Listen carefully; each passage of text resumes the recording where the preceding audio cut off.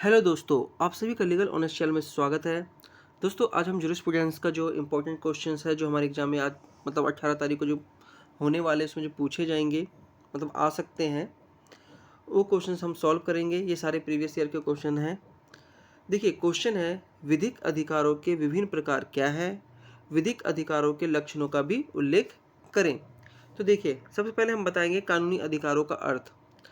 कानूनी अधिकार कानून द्वारा स्वीकृत और सुरक्षित हित है, साथ ही किसी भी कानूनी अधिकार का हौस या कानून द्वारा दंडनीय है। कानूनी अधिकार प्रत्येक नागरिकों को प्रभावित करते हैं। कानूनी अधिकार जाति, धर्म, लिंग के भेदभाव के बिना सभी नागरिकों को समान रूप से उपलब्ध है। इसकी कुछ परिभाषाएं हैं जो मैंने इधर लिख रखी है। विधिक अधिकार की परिभाषा क्या है? सेविनी के अनुसार अधिकार एक शक्ति है, यानी सेविनी ने अधिकार को एक शक्ति माना है। हॉलैंड के अनुसार अधिकार एक सामर्थ्य है या क्षमता के रूप में है। कैंट के अनुसार विधिक अधिकार व्यक्ति को प्राप्त एक विशेषाधिकार है तथा इसे विधि द्वारा सुरक्षित हित मानते हैं। कुछ परिभाषा भी हमें लिखनी पड़ेगी, तो याद कर लीजिएगा 2-3 पॉइंट। अब हम बात करते हैं इनके विभिन्न प्रकार। सैमंड के अनुसार विधिक अधिकार निम्नलिखित है। पहला आता है पूर्ण और अपूर्ण अधिकार। अब पूर्ण अधिकार वह अधिकार है जो कानून द्वारा मान्य और लागू होता है, और अपूर्ण अधिकार वह अधिकार है जो कानून द्वारा मान्य तो है किंतु उसे लागू नहीं किया जा सकता। उदाहरण, यदि ऋण समय बाधित टाइम बार्ड हो जाता है तो वह अपने धन का दावा कर सकता है, लेकिन इसे कानून द्वारा लागू नहीं किया जा सकता क्योंकि उसकी समय सीमा समाप्त हो गई है।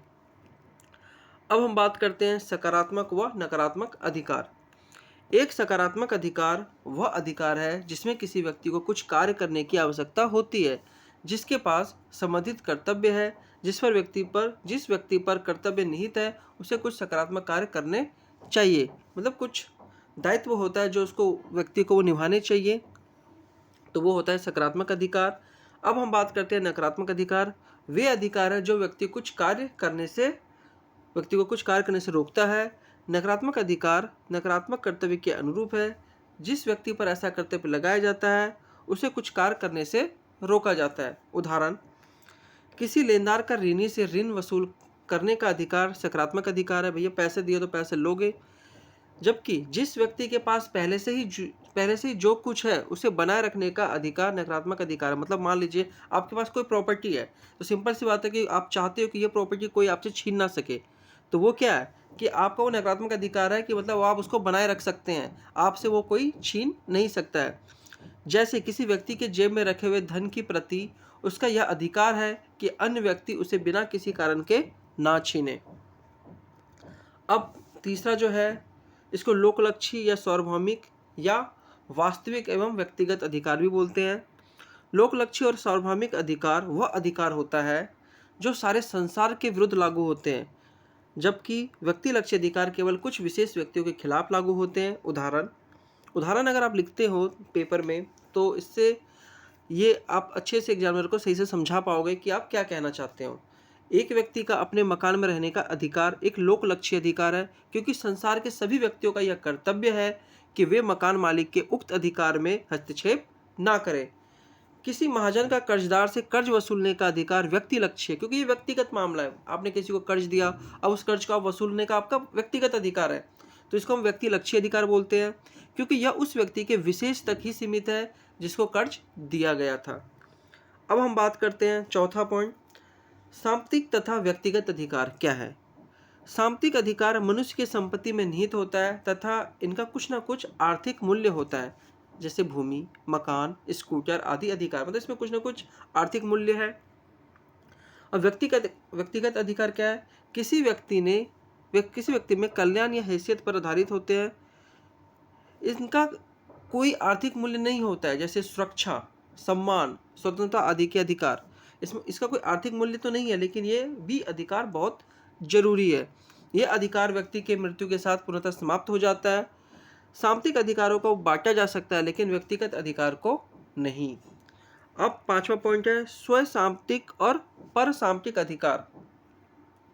जब किसी व्यक्ति का उसकी निजी संपत्ति पर अधिकार होता है तो ऐसा अधिकार स्व सांपत्तिक अधिकार कहलाता है। इसके विपरीत जब एक व्यक्ति किसी अन्य व्यक्ति के संपत्ति पर अधिकार रखता है तो इस अधिकार पर पर सांपत्तिक अधिकार कहलाता है। पर मतलब दूसरा, मतलब किसी और की संपत्ति पर आप अधिकार रख रहे हो। ठीक, अब हम बात करते हैं सार्वजनिक एवं निजी अधिकार। नाम से ही पता चल रहा है, वे अधिकार जो राज्य या सरकार द्वारा किसी व्यक्ति को प्रदान किए जाते हैं या संविधान को जन अधिकार कहा जाता है। उदाहरण, वोट देने का अधिकार, सार्वजनिक पार्कों के उपयोग का अधिकार। ये सारे क्या है, सार्वजनिक है, जो कि सबके लिए होते हैं। निजी अधिकार निजी व्यक्तियों या व्यक्तियों से जुड़े होते हैं। उदाहरण, दो लोगों द्वारा किया गया एक अनुबंध उनके निजी अधिकारों को जन्म देता है। 7वां पॉइंट, विरासत में मिलने योग्य और विरासत में ना मिलने योग्य अधिकार क्या होते हैं। विरासत में मिलने वाले अधिकार एक पीढ़ी से दूसरी पीढ़ी को हस्तांतरित किए जा सकते हैं, यानी यह अधिकार अपने मालिक की मृत्यु के बाद भी जीवित रहता है। उदाहरण, एक बेटा अपने पिता की मृत्यु के बाद उसकी संपत्ति का कानूनी उत्तराधिकारी बन जाता है, तथा कोई अधिकार यदि किसी व्यक्ति के साथ समाप्त हो जाता है तो उसे अनुवांशिक कहा जाता है। समझ में आ गया। 8वां पॉइंट है, कानूनी और न्यायसंगत अधिकार। दोनों अधिकारों को सभी न्यायालयों द्वारा मान्यता प्राप्त है, लेकिन वह अपनी व्यवहारिकता में अलग होते हैं। सार्वजनिक एवं निजी अधिकार। सार्वजनिक अधिकार राज्य के हाथों में निहित है, जबकि निजी अधिकारों का प्रयोग व्यक्तियों द्वारा अपने लाभ के लिए किया जाता है। निहित और आकस्मिक अधिकार। आकस्मिक अधिकार कुछ घटनाओं के, आकस्मिक कहते हैं ना अचानक घटने वाली घटनाएं, तो आकस्मिक अधिकार कुछ घटनाओं के घटित होने या ना होने पर निर्भर करता है। निहित अधिकार पहले से ही व्यक्तियों में निहित होती है। नगर पालिका और अंतर्राष्ट्रीय अधिकार। नगर पालिका अधिकार एक निश्चित देश के कानून द्वारा प्रदान किए जाते हैं और अंतर्राष्ट्रीय अधिकार अंतर्राष्ट्रीय कानून द्वारा प्रदान किए जाते हैं। मैंने बड़ा शॉर्ट में लिखा है, आप इसको और भी अच्छे तरीके से एक्सप्लेन कर सकते हो। फर्स्ट एंड ड्रीम, यह अधिकार का अधिकार है, यह एक सम्मान एवं मौलिक अधिकार है। तो दोस्तों इस वीडियो में इतना ही, जो भी पॉइंट्स इसके अंदर थे मैंने सारे एक्सप्लेन कर दिए हैं। ऐसे ही आपको पेपर में लिखने हैं और भी आप अच्छे से लिख सकते हैं। अगर वीडियो आपको अच्छा लगा तो वीडियो को लाइक कीजिए, चैनल को सब्सक्राइब कीजिए। धन्यवाद।